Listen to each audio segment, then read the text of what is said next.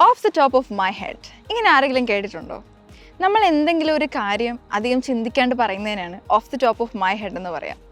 Four example, I don't really know about this for sure, but off the top of my head I think this city is expensive to live. ഇനി ഇങ്ങനെയുള്ള കുറച്ച് face related idioms നമുക്ക് നോക്കാം.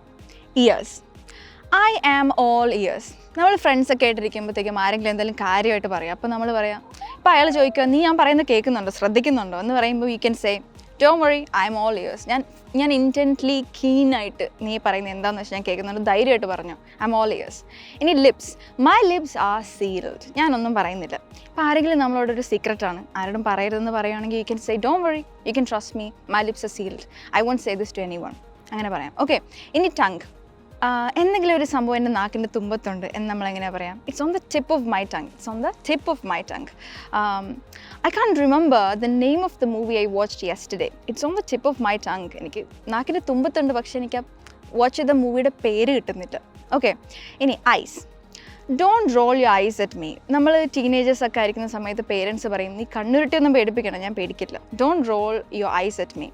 അപ്പോൾ ഇങ്ങനത്തെ കുറേ interesting ആയിട്ടുള്ള കാര്യങ്ങൾ നിങ്ങൾക്ക് നമ്മുടെ ഓൺലൈൻ വാട്സ്ആപ്പ് കോഴ്സിലൂടെ പഠിക്കാം.